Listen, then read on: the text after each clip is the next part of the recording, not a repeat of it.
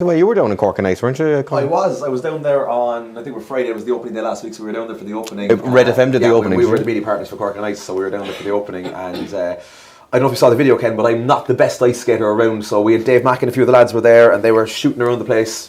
Brilliant, like world class kind of thing. You know, he did fall at one stage, which I was quite secretly delighted with, or not so secretly. And I got one of these little kids' penguins. So no, you did very well on that, though, didn't you? I did, yeah. Like, if anybody has seen it on the Red FM Facebook page, I was going around with this little penguin, and I kind of fell then as well. So we're going back down on Thursday or Friday this week, myself and Izzy Show Busy, because we were chatting on air about it on Friday or Saturday, and just kind of saying, Jesus, neither of us are very good, so I think she could be setting me up here though, because I think she's probably better than she's letting on. Yeah, and I am particularly bad. Like, no, there's a rumour going around that you've been down there every night since, and you've been taking secret lessons with finger skaters and all that. So my whole weekend there, but it's a great setup, but it's kind of another kind of the start of the Christmas season, really. Like it really is, isn't it? Yeah, they've been great down there. In fairness, for the last few years, it's been so busy. I think it's their 9th or 10th year. Do you know? I have to admit, I've never done it. Well, I have never skated. Why don't you come down there with me some days when we do a bit of a challenge? Yeah. We get your penguin as well. Who can fall the most? Colm, how long are you with Red now? I originally started in Red about 10 or 11 years ago. So got your own show now and everything. I've got my own show on Saturdays, 10 to 2. So I know I tune in. I hope you listen every week. I do tune in religiously. Good man.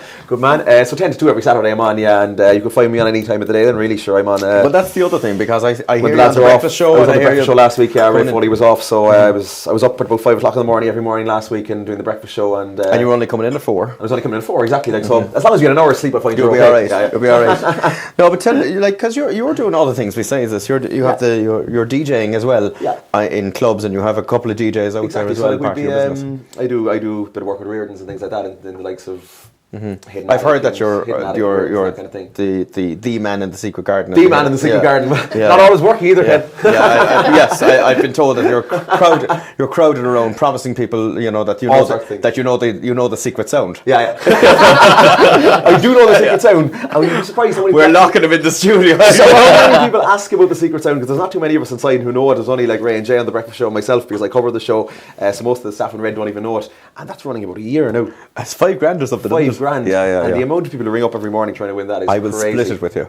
Will we? There you go. We have some arrangement. Very happy Christmas. That's no problem.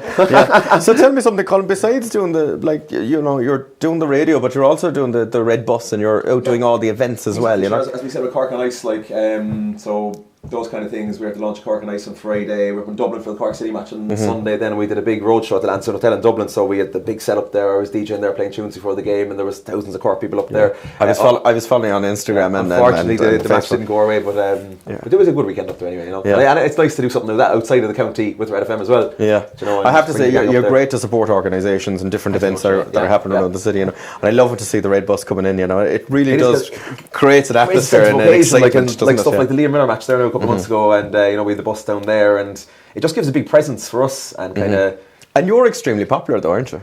Because a lot of people like to get their photographs and things like that, But you are known as kind of a man about town, kind of one of Cork's handsome men, Thank you very much.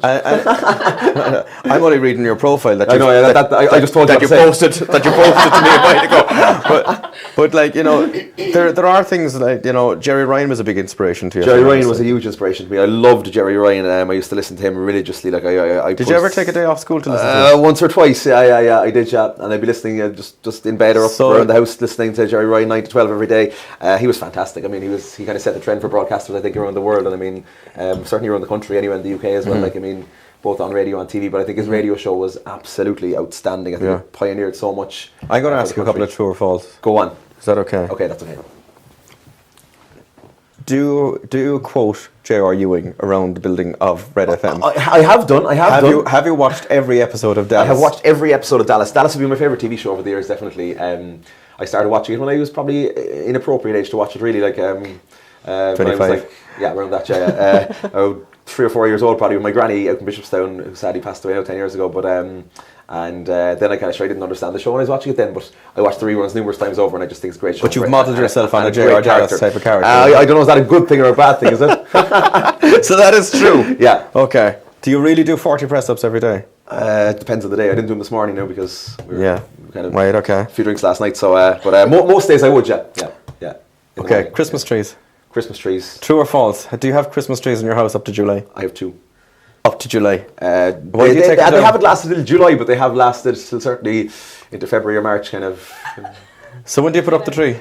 It's going up this week. He said now. It's going up It's going up this week. So I live inside in the Elysian, so anyone who's coming down the South Link Road now this week. You live in the Elysian? Yeah. Jesus, how much are they paying right away? You'll see the tree up there later on in the week. So you're going to put up the tree and you're going to leave it. We're going to put up the tree. You're going to leave the tree up then for as long as possible? We leave it till we might get March out of it this year anyway, I suppose. Kind of a zig and zag thing, isn't it? Do you remember when the Zig and Zag had their tree up, up to June or something?